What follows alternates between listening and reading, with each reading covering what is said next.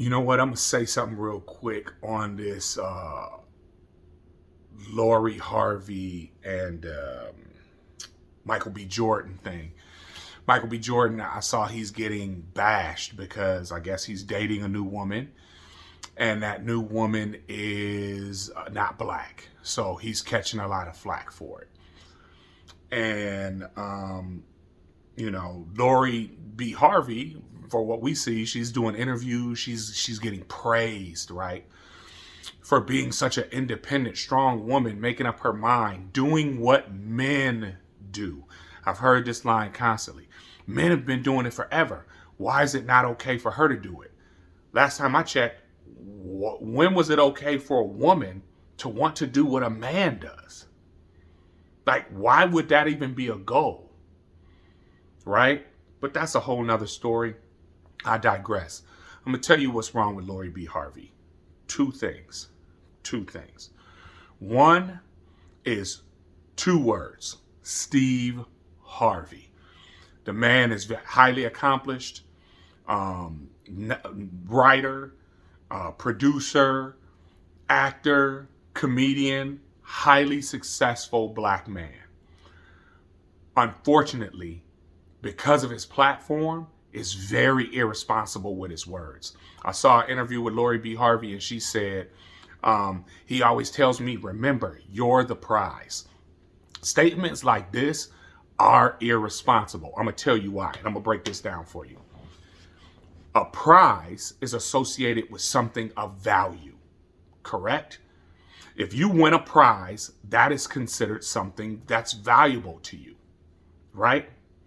So if you tell a woman she's the prize, that means she holds the value in the relationship. If she holds the value in the relationship, what person in their right mind would actually want to partner up with somebody that they are being told has no value? If you're telling women they have the value and men don't, why would they want to partner up? Why would they want to have long-term relationships with men? Because men are not valuable. Steve, you don't say men are valuable. Women, you're the prize. You don't do that. What you say is women, you're the prize, which makes women, a lot of women, hear this and think, I'm the only thing of value in the relationship. So if she's the only thing of value in the relationship, then the relationship becomes pointless.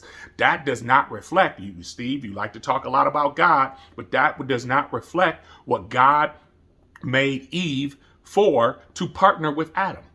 It doesn't make sense. Now, I'm not sitting here saying the woman is not the prize because the man is the prize. I don't believe either person is the prize. I believe God made Adam, and God said it is not good for man to be alone, and created Eve because he realized, and in his wisdom, that what those two could create together because of their compatibility would be limitless. See, the prize is the actual relationship, Steve. It's not the woman. It's not the man. That's the problem. Because when you give that kind of rhetoric can only be divisive. If you tell Michael Jackson he's the prize in the Jackson 5 is going to go away.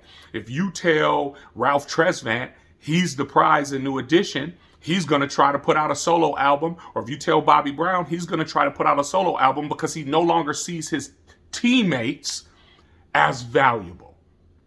So one, we got to be more responsible with our words, be more responsible with our rhetoric, especially you, Mr. Harvey, because a lot of women listen to you, they value you, and I understand you cracked the formula. The way to sell to women is tell them what they want to hear. And as long as you tell them what they want to hear, they will continue to buy your rhetoric. That's one issue that's wrong with Lori Harvey, okay? And not to mention, what has she actually done? That's going to take me to number two. Number two is we live in the housewives generation, right? What does that mean? We got TV shows where women get platforms, they get a paycheck, and they get a whole show built around the fact that they are married to someone who's actually doing something. And this don't just come from housewives. We've had basketball wives. We've had all of the people who are actually doing the accomplishing are not on the show. The people who are on the show are the people who are married to people who are actually doing all the work. And when you have that kind of mentality, that means that you didn't earn your status. You were given your status. And whenever you give somebody something that they don't earn, they start to feel entitled. And when you start to feel entitled, you have a tendency to value the things around you less.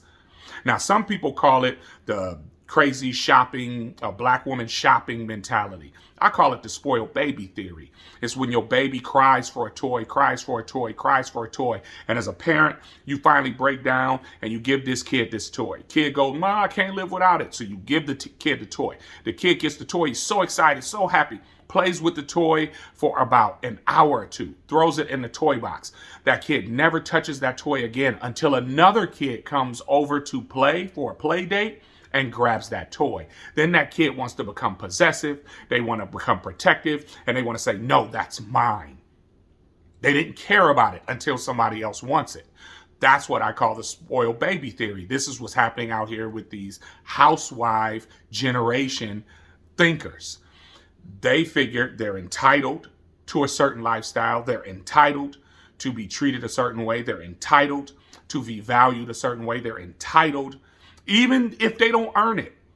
These are the people that come to your job. If you own a business, they come and work for you, never do any work, but constantly expect you to pay them and always asking you about a raise. These are the people that you work next to that come to work late all the time, calling sick all the time. They're never where they're supposed to be. They barely get their job done, and they feel like they're the number one employee there. Why? Because they're friends with the manager. They're friends with the owner. They're friends with the supervisor. We're growing up in a generation to where it is no longer about the grind. It is about the give. And that's a problem.